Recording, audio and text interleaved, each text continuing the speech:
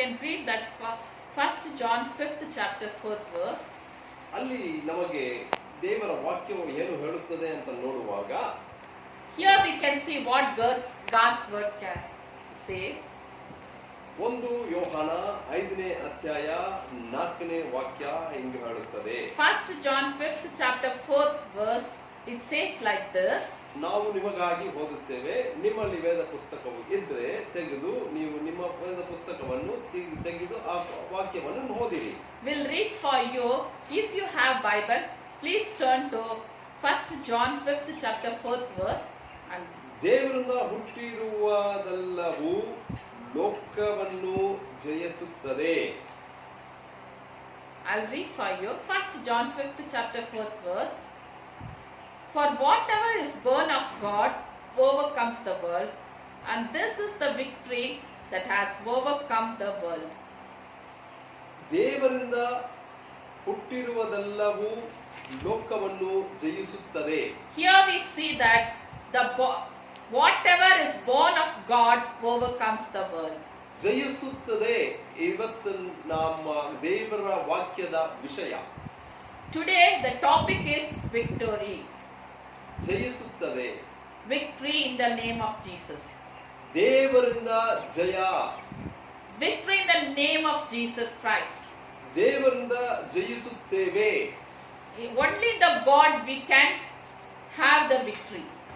ಪ್ರಿಯ ಸಹೋದರ ಸಹೋದರಿಯರೇ, My beloved brother and sisters, ಎಲ್ಲರಿಗೂ ಈ ಲೋಕದಲ್ಲಿರುವಾಗ ಜಯಿಸಬೇಕು ಅಂತ ಒಂದು ಆಸೆ ಇರುತ್ತದೆ. everyone we have one desire to have victory in our life. ಓದುವ ಮಕ್ಕಳನ್ನು ನೋಡಿ ಅವರು ತನ್ನ ಪರೀಕ್ಷೆಯಲ್ಲಿ ಜಯಿಸಬೇಕು ಅಂತ ಆಸೆ ಇರುತ್ತದೆ. When we see the students, they have desire to overcome in their studies, to have victory in their studies. ಎಲ್ಲರಿಗೂ ಜಯಿಸಬೇಕು ಅಂತ ಆಸೆ. Every man and woman have their own desire that they should have victory in their life. ಓಟದಲ್ಲಿ ಓಡುವಾಗ ಜಯಿಸಬೇಕು ಅಂತ ಓಡುತ್ತಾರೆ.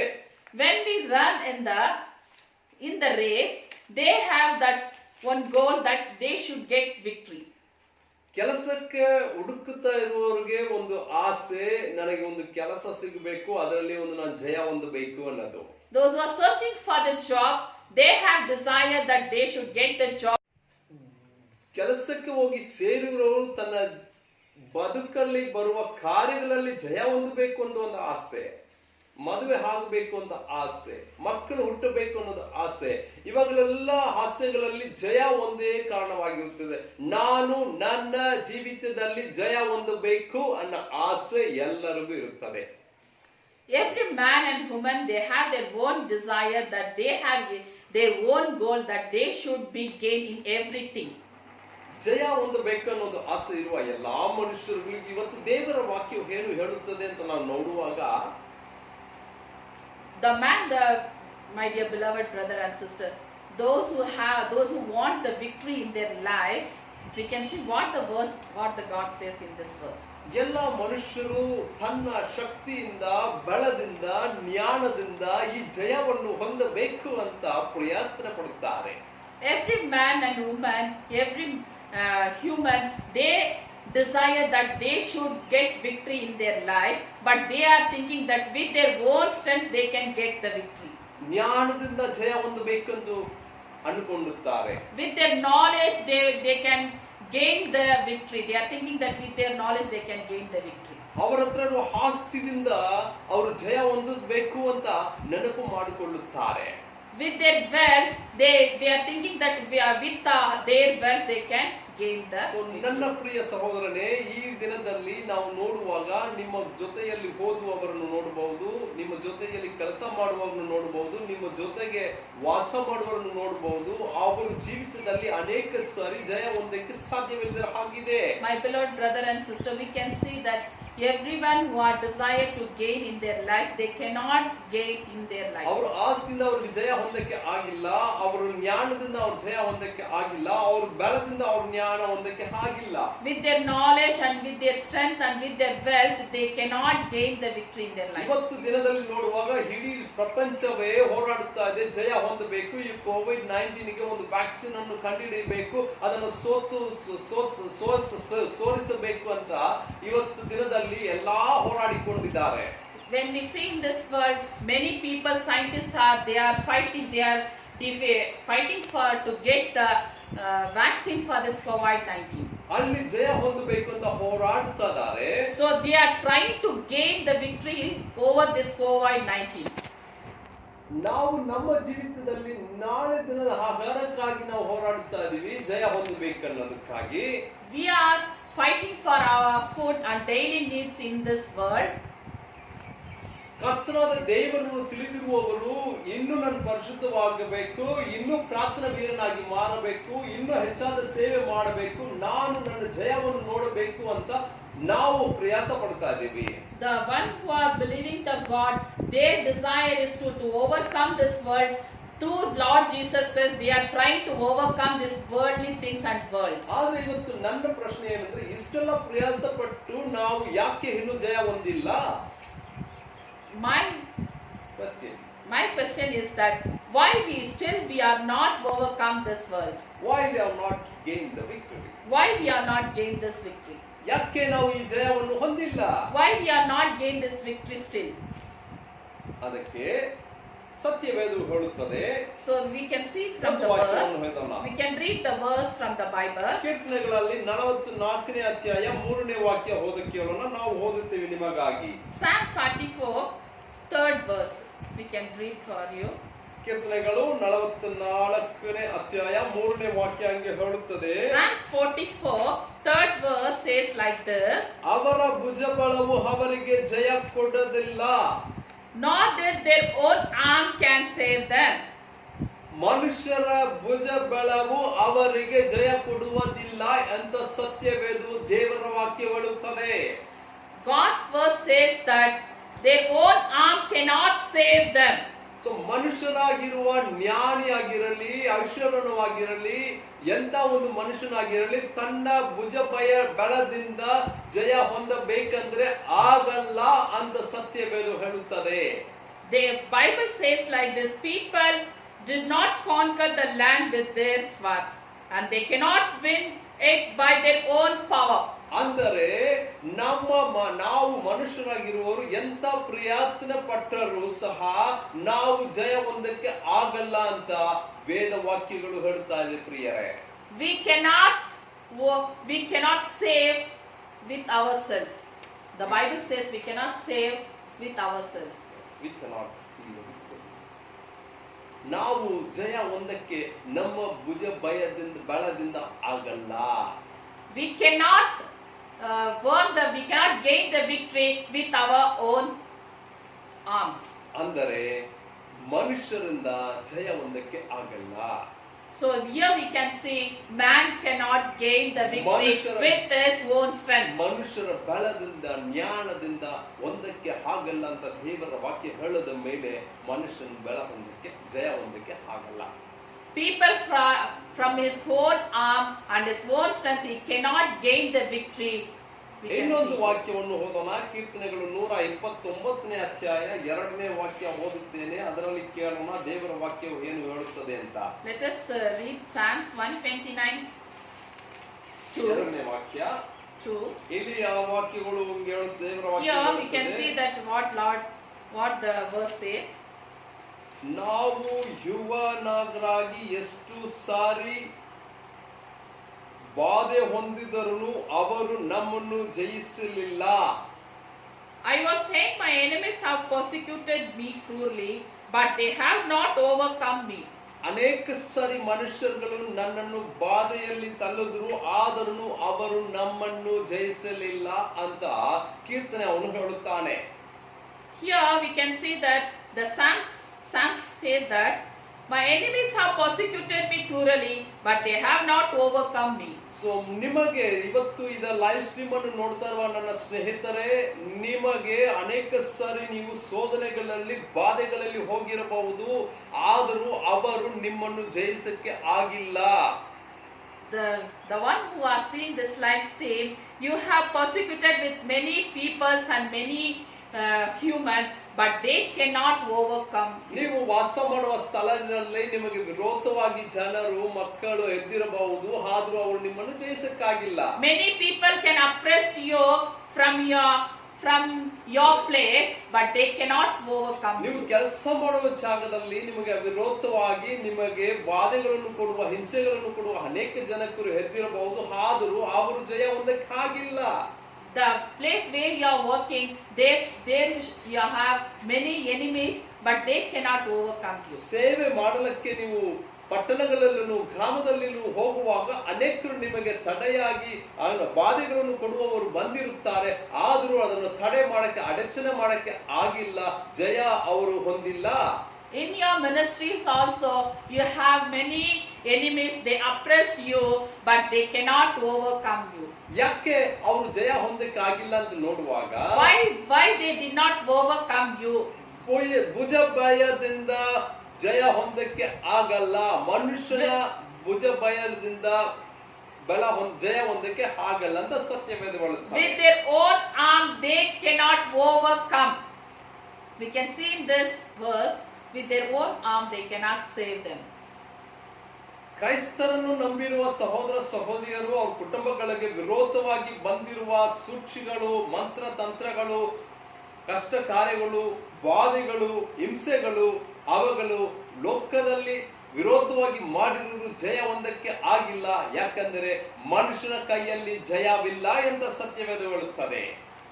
The one who believes the Lord Jesus Christ, many people have oppressed them, but they cannot overcome the people, the one who believe the Jesus, because the victory, they cannot gain the victory in their own arms. ಇವತ್ತು ನಮ್ಮ ವಿಷಯ ನೋಡಿದ್ದೇವೆ, ಜಯ ಹೊಂದಬೇಕು. Here we see that today's topic is victory. ಈ ಜಯ ಮನುಷ್ಯನ ಭುಜ ಭಯದಿಂದ ಬರಲ್ಲ. This victory cannot come with their own arms. ಕರ್ತನ ಜನರಿಗೆ ವಿರೋಧವಾಗಿ ಬರುವ ಬಾಧೆಗಳು ಜಯ ಹೊಂದಕ್ಕೆ ಸಾಧ್ಯವಿಲ್ಲ. The enemies who can oppress against the God's people, they cannot overcome them. ನಮ್ಮ ವಿಶ್ವಾಸ ನಮ್ಮನ್ನು ರಕ್ಷಿಸುತ್ತದೆ. Our faith will save us.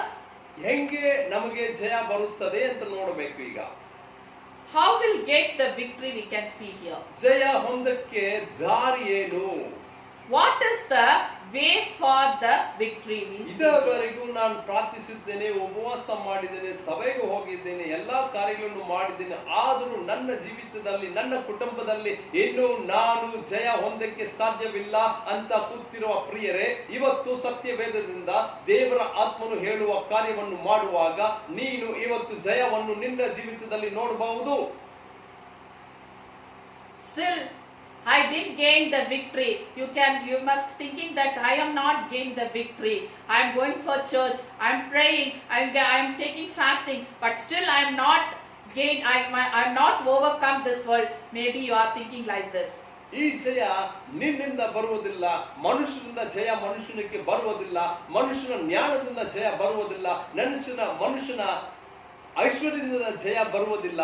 ಎಲ್ಲಿಂದ ಬರುತ್ತದೆ ಎಂದು ಒಂದು ವಾಕ್ಯ ನಿಮಗಾಗಿ ನಾವು ಈಗ ಓದಕ್ಕೆ ಇದ್ದೀವಿ. Here we can see that victory cannot come from this world. The victory cannot from your own arms. The victory, we can see where from that victory belongs to. ಜ್ಞಾನೋಕ್ತಿಗಳು 21ನೇ ಅಧ್ಯಾಯ 31ನೇ ವಾಕ್ಯವನ್ನು ಓದುತ್ತೇವೆ. ಅಲ್ಲಿ ನೋಡೋಣ ಜಯ ಎಲ್ಲಿಂದ ಬರುತ್ತದೆ ಮನುಷ್ಯರಿಗೆ. We can see here the Proverbs 21 verse 21 chapter 31st verse. ಇಲ್ಲಿ ವಾಕ್ಯವು ಹೇಳುತ್ತದೆ, here we can see that God's word, ಜಯವು ಯೆಹೋವನಿಂದಲೇ. what Bible says, ಜಯವು ಯೆಹೋವನಿಂದಲೇ. victory belongs to the Lord. Praise the Lord. Amen. ಕರ್ತನಿಗೆ ಸ್ತೋತ್ರ. Praise the Lord. ಜಯವು ಯೆಹೋವನಿಂದಲೇ ಬರುತ್ತದೆ ಅಂತ This victory belongs to the Lord. The victory comes from the Lord. The Bible says that the victory comes from the Lord. ಮನುಷ್ಯನ ಭುಜ ಬಲದಿಂದ ಜಯ ಬರುವುದಿಲ್ಲ.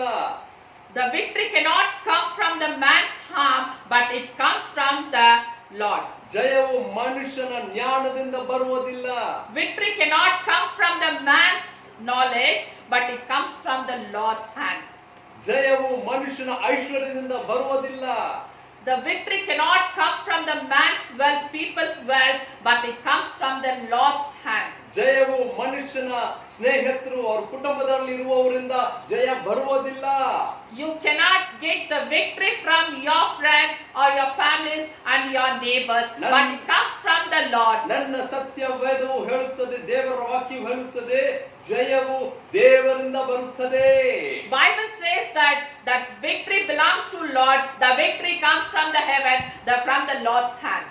ಪ್ರಿಯರೇ, ಈಗ ನಿಮಗೆ ಗೊತ್ತಿರಬೇಕು ಯಾಕೆ ನಿಮ್ಮ ಜೀವಿತದಲ್ಲಿ ಇದುವರೆಗೂ ನೀವು ಜಯ ಹೊಂದಿಲ್ಲ ಅನ್ನೋದು. Now you can understand, my dear beloved brother and sister, still you are not gained why you are not gained the victory. ಇದುವರೆಗೂ ನೀವು ದೇವರನ್ನು ನಂಬಿಲ್ಲ, ನಿಮ್ಮ ಜಯಕ್ಕಾಗಿ ನಿಮ್ಮ ಪ್ರಯಾಸವನ್ನು ಪಟ್ಟಿದ್ದೀರಾ. ಅದರಿಂದ ನಿಮ್ಮ ಪ್ರಯಾಸದಿಂದ, ನಿಮ್ಮ ಭುಜಬಲದಿಂದ, ನಿಮ್ಮ ಐಶ್ವರ್ಯದಿಂದ, ನಿಮ್ಮ ಜ್ಞಾನದಿಂದ ನೀವು ಜಯ ಹೊಂದಕ್ಕೆ ಸಾಧ್ಯವಿಲ್ಲ. Still you not seek the God, so you are not got the victory. When you seek the Lord, when you seek the God's presence, then only you can gain the victory. ಇವತ್ತು ನಿನ್ನ ಜೀವಿತದಲ್ಲಿ ನನ್ನ ಕರ್ತನಾದ ದೇವರು ಜಯವನ್ನು ಕೊಡಕ್ಕೆ ಸಿದ್ಧವಾಗಿದ್ದಾನೆ. Today in your life, my God is going to give the victory in your life. ಕರ್ತನಾದ ಯೇಸು ಕ್ರಿಸ್ತು ಈ ಲೋಕದಲ್ಲಿ ಮುಂದೆ ನಮಗೆ 2000 ವರ್ಷಕ್ಕೆ ಮುಂಚಿನಾಗಿ ಜಯವನ್ನು ಕೊಟ್ಟಿದ್ದಾನೆ.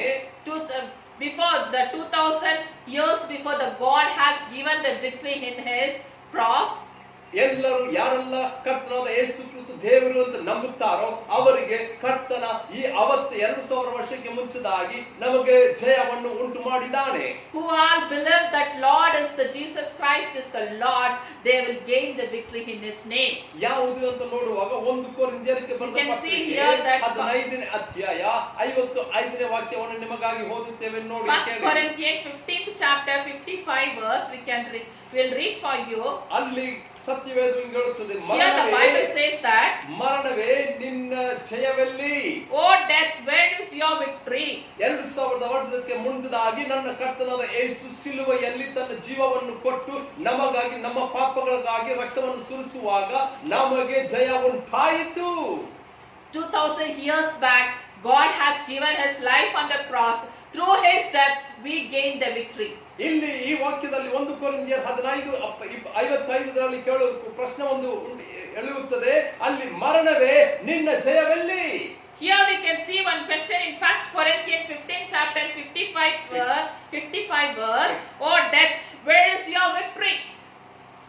ಕರ್ತನನ್ನು ನಂಬುವರು ಒಬ್ಬೊಬ್ಬರಿಗೂ ದೇವನಾದ ಕರ್ತನು ಜಯವನ್ನು ಉಂಟು ಮಾಡಿದ್ದಾನೆ, ಮರಣದಿಂದ ಜಯವನ್ನು ಉಂಟು ಮಾಡಿದ್ದಾನೆ. Those who believe in the Lord Jesus Christ, God has given them victory from their death.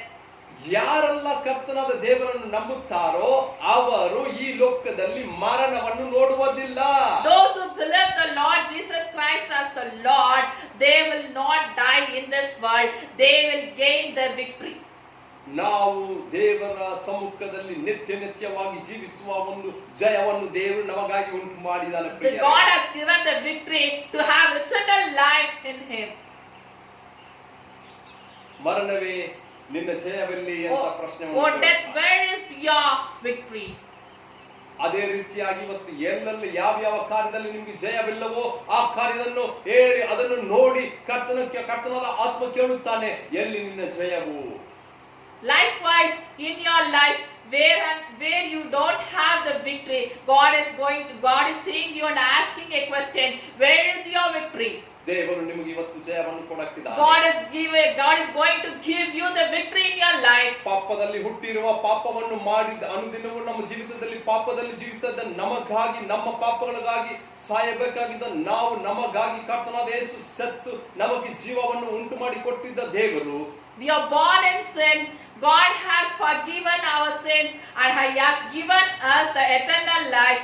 That Lord is going to give you the victory in your life. ಯಾವಾಗ ತನ್ನ ಜೀವವನ್ನೇ ಕೊಟ್ಟನು, ನಿಮಗೆ ಜಯ. ಬೇರೆ ಲೋಕದಲ್ಲಿರುವ ಚಿಕ್ಕ ಚಿಕ್ಕ ಕಾರ್ಯಗಳಲ್ಲಿ ಜಯ ಕೊಡುವುದು ನನ್ನ ದೇವರಿಗೆ ದೊಡ್ಡ ಕಾರ್ಯವಲ್ಲ. Our Lord Jesus Christ has gave His own life for us and forgive us our sins. The one who gave His life, He can forgive all small sins in your life. ತಂದೆಯಾದ ದೇವರು ತನ್ನ ಒಬ್ಬ ಮಗನಾದ ಕರ್ತನಾದ ಯೇಸುವನ್ನು ಈ ಲೋಕದಲ್ಲಿ ನಮಗಾಗಿ ಸಾಯಿಸಕ್ಕೆ ಕೊಟ್ಟಿರುವನು. Father gave His only begotten Son Jesus Christ for us to forgive our sins and to die for us in the cross. ಸಿಲುವೆಯಲ್ಲಿ ಸಾಯಕ್ಕೆ ತನ್ನ ಮಗನನ್ನು ಕೊಟ್ಟಿರುವಾಗ ನಿಮಗಾಗಿ, ನನಗಾಗಿ ನೀವು ಕೇಳುವ ಚಿಕ್ಕದಾಗಿರುವ ಜಯವನ್ನು ಕೊಡಕ್ಕೆ ಸಾಧ್ಯವಿಲ್ಲವೋ? God Father has given His only begotten Son for us to die in the cross. When He gave His only Son for death, He will not give for you that small things. ಆದರೆ ನನ್ನ ಪ್ರಿಯರೇ, ನಾವು ಇವತ್ತು ದಿನದಲ್ಲಿ ದೇವರ ಹತ್ರ ಜಯವನ್ನು ಕೇಳ್ತಾ ಇಲ್ಲ. ನಮ್ಮ ಭುಜ ಬಲದಿಂದ, ನಮ್ಮ ಜ್ಞಾನದಿಂದ ನಾವು ಓಡ್ತಾ ಇರೋದ್ರಿಂದ ನಾವು ಜಯ ಹೊಂದಿಲ್ಲ. My beloved brothers and sisters, we are not asking the God to overcome this world and to have victory in our life. We are not asking, so we are not getting the victory. So ಇವತ್ತು ನಾವು ನೋಡುವಾಗ ಮರಣವನ್ನು ಜಯಿಸಿರುವ ಕರ್ತನಾದ ಯೇಸು ಕ್ರಿಸ್ತು ಮುಖಾಂತರವಾಗಿ ನಾವು ಜಯ ಹೊಂದಿದ್ದೀವಿ. Here we can see that the one who died for us in the cross, through Him we got the victory. So ಇವತ್ತು ನಮಗೆ ಯಾವುದರೆಲ್ಲ ಜಯ ಬೇಕೋ ಅವಾಗೆಲ್ಲ ನಮ್ಮನ್ನು ನಾವು ಮುಂದೆ ಹಿಡುವುದನ್ನು ಬಿಟ್ಟು ದೇವರನ್ನು, ಕರ್ತನಾದ ಯೇಸುವನ್ನು ಮುಂದೆ ಇಟ್ಟು ಹೋಗುವಾಗ ಜಯ ಹೊಂದುತ್ತದೆ ಅಂತ ಪವಿತ್ರಾತ್ಮನು ಹೇಳುತ್ತಾನೆ. The Lord is speaking with us that if you want victory in your life, first you have to seek the Lord and His presence. What the worldly things you are seeking, that you have to leave. And first of all, when you seek the Lord and His presence, then you will get victory in your life. ಇನ್ನೊಂದು ವಾಕ್ಯವನ್ನು ಓದೋಣ. Let us read another verse for you. ಅದೇ 1 ಕೊರಿಂಥಿಯರ 15ನೇ ಅಧ್ಯಾಯ 57ನೇ ವಾಕ್ಯ ಓದುವಾಗ, 1 Corinthians 15th chapter 57th verse we can read for you. ನಾವು ನಿಮಗಾಗಿ ಓದುತ್ತೇವೆ. ವಾಕ್ಯವನ್ನು ಹೇಳುತ್ತದೆ. The verse says like this. ಆದರೆ ದೇವರು ತನ್ನ ಕರ್ತನಾದ ಯೇಸು ಕ್ರಿಸ್ತು ಮೂಲಕ ನಮಗೆ ಜಯವನ್ನು ಕೊಟ್ಟಿದ್ದಾನೆ. God who gives us the victory through our Lord Jesus Christ. ದೇವರು ತನ್ನ ನಮ್ಮ ಕರ್ತನಾದ ಯೇಸು ಕ್ರಿಸ್ತು ಮೂಲಕವಾಗಿ ನಮಗೆ ಜಯವನ್ನು ಕೊಟ್ಟಿದ್ದಾನೆ. The Lord gave us victory through our Lord Jesus Christ. ದೇವರು ನಮ್ಮ ಕರ್ತನಾದ ಯೇಸು ಮೂಲಕ ಜಯವನ್ನು ಕೊಟ್ಟಿದ್ದಾನೆ. The Lord the Father who gave us victory through our Lord Jesus Christ. ಹೌದು ನನ್ನ ಪ್ರಿಯ ಸಹೋದರರೇ. Yes, my dear beloved brother and sister. Jaya ಹೊಂದಬೇಕಾ? We want the victory in our life. ನಿನ್ನ ಭುಜ ಬಲದಿಂದ ನಿಮಗೆ ಜಯ ಉಂಟಾಗುವುದಿಲ್ಲ. With your own arms you cannot gain the victory. ನನ್ನ ಭುಜ ಬಲದಿಂದ ನನಗೆ ಜಯ ಉಂಟಾಗುವುದಿಲ್ಲ. With my own arm I cannot get the victory. ನನ್ನ ಜ್ಞಾನದಿಂದ ನಾನು ಜಯ ಹೊಂದಕ್ಕಾಗಲ್ಲ. With my knowledge I cannot get the victory. ನನ್ನ ಜನರಿಂದ ನಾನು ಜಯ ಹೊಂದಕ್ಕೆ ಆಗಲ್ಲ. With my people, with my strength I cannot get the victory. ಕುದುರೆಗಳಿಂದ, ಆನೆಗಳಿಂದ ಅರಸರುಗಳು ಜಯ ಹೊಂದಕ್ಕೆ ಆಗುವುದೇ ಇಲ್ಲ.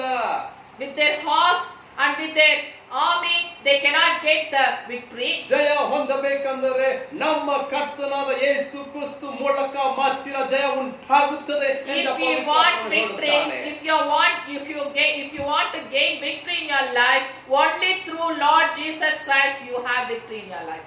ಪ್ರಿಯರೇ, ಇವತ್ತು ನಿಮ್ಮ ಜೀವಿತದಲ್ಲಿ ಜಯ ಬೇಕೆಂದರೆ ನಮ್ಮ ಕರ್ತನಾದ ಯೇಸು ಕ್ರಿಸ್ತು ಮೂಲಕ ಮಾತ್ರ ಜಯ ಉಂಟಾಗುತ್ತದೆ. My beloved brothers and sisters, if you want victory in your life, you cannot gain with your word, but only through Lord Jesus Christ you can gain the victory. ಇನ್ನೂ ಒಂದು ಕೆಲ ಸಮಯದಲ್ಲಿ ನಾವು ನಿಮಗಾಗಿ ಪ್ರಾರ್ಥನೆ ಮಾಡಕ್ಕಿದೀವಿ. ಆ ಪ್ರಾರ್ಥನೆ ಸಮಯದಲ್ಲಿ ನನ್ನ ಪ್ರಿಯರೇ, ಕರ್ತನಾದ ಯೇಸು ಕ್ರಿಸ್ತುವನ್ನು ನಿಮ್ಮ ರಕ್ಷಕನಾಗಿ ಅಂಗೀಕರಿಸಿದರೆ ನಿಮ್ಮ ಜೀವಿತದಲ್ಲಿ ಎಲ್ಲ ನೀವು ಸೋಲನ್ನು ಕಂಡಿದ್ದೀರೋ ಅಲ್ಲಲ್ಲ, ನನ್ನ ಕರ್ತನಾದ ದೇವರು ನಿಮಗೆ ಜಯವನ್ನು ಉಂಟು ಮಾಡಕ್ಕೆ ಸಿದ್ಧವಾಗಿದ್ದಾನೆ. Within few minutes we are going to pray, my dear beloved and brothers and sisters, those who are not gained victory, those who are going in loss, or those who are not getting that victory, if you are submit your lives, your heart to the Lord, we are going to pray for you and you will receive the victory in the name of Lord Jesus Christ. ಕೊನೆಯದಾಗಿ ಒಂದು ವಾಕ್ಯವನ್ನು ಓದಿ ನಿಮಗಾಗಿ ನಾವು ಪ್ರಾರ್ಥಿಸುತ್ತೇವೆ. Lastly we can read one verse and we will conclude this. ಕೀರ್ತನೆಗಳು 20ನೇ ಅಧ್ಯಾಯ 6ನೇ ವಾಕ್ಯ ಓದೋಣ. Psalms 28 chapter 6th verse. ನಾವು ನಿಮಗಾಗಿ We'll ಓದುತ್ತೇವೆ. read for you. ಯೆಹೋವನು ತನ್ನ ಅಭಿಷೇಕ ಮಾಡಿರುವವರಿಗೆ ಜಯವನ್ನು ಅನುಗ್ರಹಿಸುತ್ತಾನೆ. The Lord, Psalms 20th chapter 6th verse says like this, Lord gives victory to his anointed. Yes, ಹೌದು.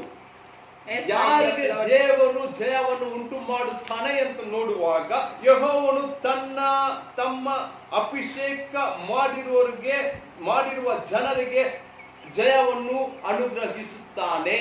Here we can see the Lord Jesus Christ, to whom he has given victory. We can see here that the one who is anointed by him, they will get the victory. ಯಾರೆಲ್ಲ ಕರ್ತನ ದೇವರಲ್ಲಿ ಅಭಿಷೇಕವನ್ನು ಹೊಂದಿದ್ದಾರೋ ಅವರಿಗೆಲ್ಲರಿಗೂ ಯೇಸು ಕ್ರಿಸ್ತ ಮುಖಾಂತರವಾಗಿ ಜಯವನ್ನು ಉಂಟು ಮಾಡುತ್ತಾನೆ. Those who are anointed by the Lord Jesus Christ, they will gain the victory in his name. ಯಾರೆಲ್ಲ ಅಭಿಷೇಕ ಹೊಂದಿದ್ದಾರೋ ಅವರು ತನ್ನ ಜೀವಿತದಲ್ಲಿ ಈ ಲೋಕದಲ್ಲಿ ಜೀವಿಸುವಾಗ ಅವರು ನಷ್ಟಗಳನ್ನು, ಅವರು ಸೋಲುಗಳನ್ನು ಕಾಣುವುದೇ ಇಲ್ಲ ಅಂತ ನನ್ನ ದೇವರು ಹೇಳುತ್ತಾನೆ. Those who are anointed by the Lord Jesus Christ, they will not see the loss in their lives, they will gain in their life. They will not defeated in their life, they will gain victory in their life through Lord Jesus Christ. ಯಾಕಂದರೆ ಕರ್ತನಾದ ಯೇಸು ಕ್ರಿಸ್ತುವನ್ನು ಸ್ವಂತ ರಕ್ಷಕನಾಗಿ ಅಂಗೀಕರಿಸಿರುವವರು, ದೇವರ ಅಭಿಷೇಕವನ್ನು ಹೊಂದಿರುವವರು, ಅವರು ತನ್ನ ಬಲದಿಂದ, ಜ್ಞಾನದಿಂದ, ತನ್ನ ಐಶ್ವರ್ಯದಿಂದ ತನ್ನ ಜನರ ಹಿಂದೆ ನಂಬಿ ಓಡುವವರಾಗಿ ಇರಲ್ಲ. ಆದ್ರೆ ಅವರು ಕರ್ತನಾದ ದೇವರನ್ನು ನಂಬಿರುವಾಗ ಅವರು ಯೇಸು ಕ್ರಿಸ್ತ ಮುಖಾಂತರವಾಗಿ ಜಯವನ್ನು ನೀಡುತ್ತಾನೆ. When you receive the Lord Jesus Christ as your own Savior, the Lord Jesus Christ will give you victory in his name. Through him you will get victory in this world. ಪ್ರಿಯರೇ, ಇವತ್ತು ನಿಮಗೆ ಜಯ ಬೇಕು. My dear beloved brothers and sisters, today you need victory in your life. ಮನುಷ್ಯರಿಂದ ಜಯ ಹೊಂದಕ್ಕಾಗಲ್ಲ. You cannot get victory through the people. ಬಲದಿಂದ ಜಯ ಹೊಂದಕ್ಕಾಗಲ್ಲ.